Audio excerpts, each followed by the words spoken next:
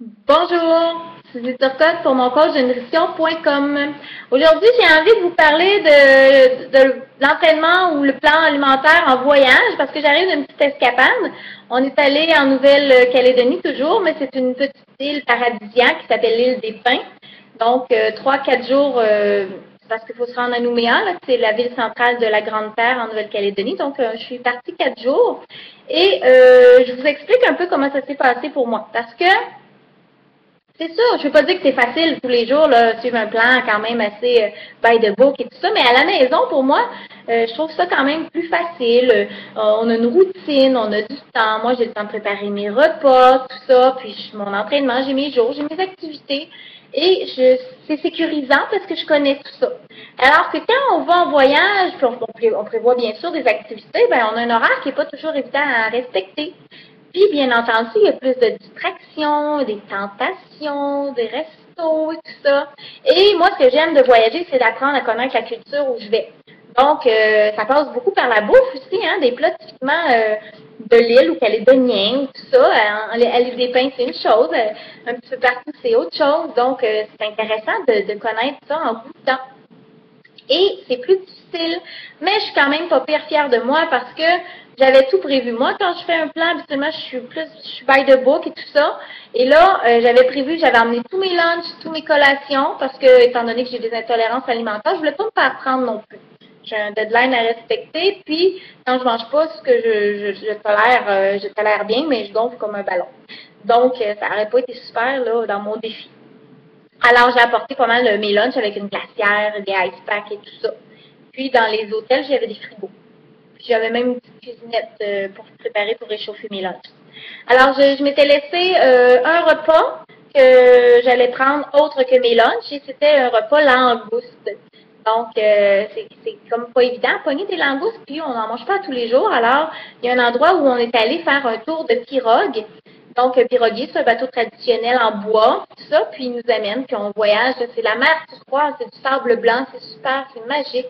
Et on voyage, puis au bout de ça, ben, ça vient avec une langouste. Peut-être pas que tu pêches toi-même, là, mais il y a un forfait que au dîner, c'est une langouste et tout.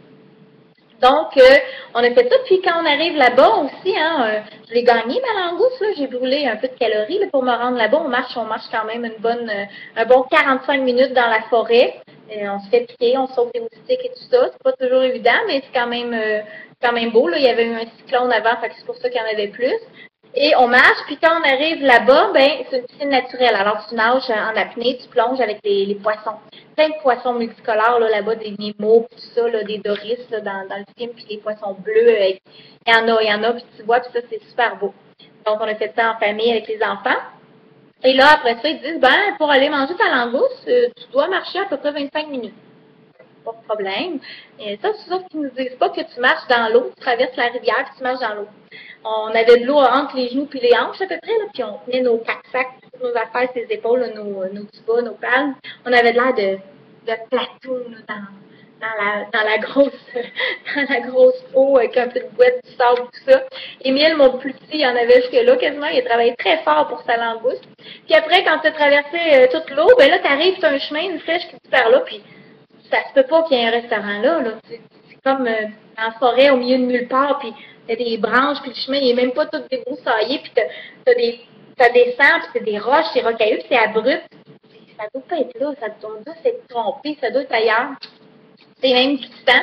Puis tu te dis, il n'y a pas de resto, il peut pas s'approvisionner de même, c'est sûr, tu sais.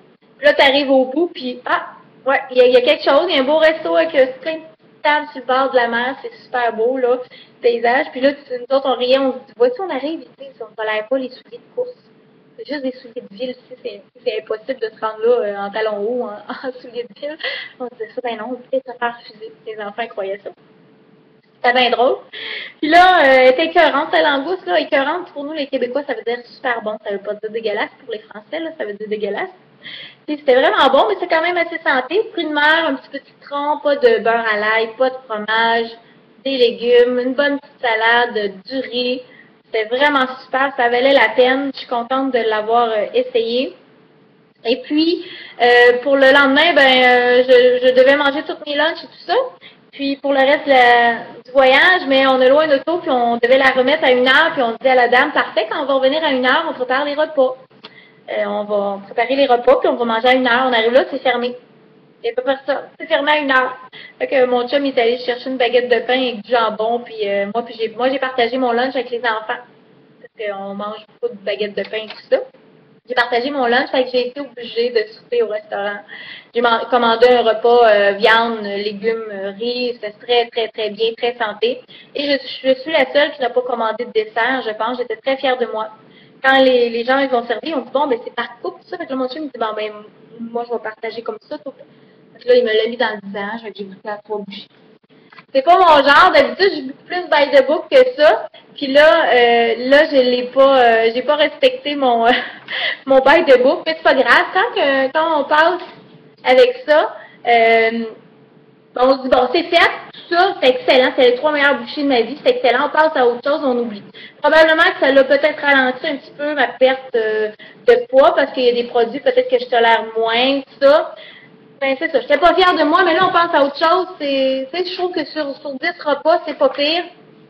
Puis, on passe à autre chose. Donc, mais en même temps, je me suis entraînée super bien aussi. J'ai compensé un peu. Quand on connaît la nutrition, on est capable de compenser pour les repas d'après avec les portions, puis de jouer pour avoir un même apport calorique, si on veut, dans la journée. Et ça, c'est important de savoir les notions bases. Et j'ai compensé beaucoup parce que je me suis entraînée à tous les jours. Entraîner, musculation une fois seulement parce que je m'entraîne que 3 fois par semaine. Je ne veux pas partir en lion puis finir en mouton, comme j'ai déjà dit dans une vidéo. Mais tous les matins, j'allais marcher avec... c'est drôle, partout où je vais marcher, il y a un chien qui me suit. C'est ça, je suis toujours avec un chien. Marcher sur la plage, les pieds dans le sable pendant une couple de minutes avant que les enfants et le chum se lèvent. Moi, je suis très, très tôt. Je me lève vers 5h45 avec le soleil depuis maintenant 2 ans. Sans cadran, sans rien, tout ça.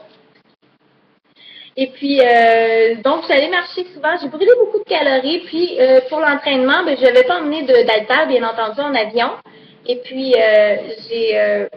j'ai utilisé une noix de coco pour faire des abdos avec un petit poids, fait des lunges, fait des push-ups sur une table de technique, aussi des squats. Donc, j'ai quand même travaillé bien la journée musculation. Donc, je suis fière de moi pour ça, j'ai respecté. Alors voilà, je vous conte un roman, mais bon, j'espère que ça vous motive, là, que quand on veut, on peut. Il y a toujours moyen de s'organiser. Puis, je suis quand même fière de moi. Puis, ça me donne une idée pour mon prochain voyage. Là, on est le 12 février et on part en voyage le 6 mars pour 21 jours cette fois-là. Donc, ça me donne une idée pour mieux me préparer, tout ça. Puis, je vais essayer d'être un petit peu plus by the book encore, si c'est possible, quoique la Nouvelle-Zélande, ils doivent avoir des plats typiquement néo-zélandais qui vont être super habitués, mais on verra. Là, ça me fait peur, je suis pas dans le moment présent, mais ça me prépare, puis je vais vous en donner des nouvelles. De toute façon, je vais continuer à faire des vidéos. Voilà, on se voit en prochaine vidéo. Bye!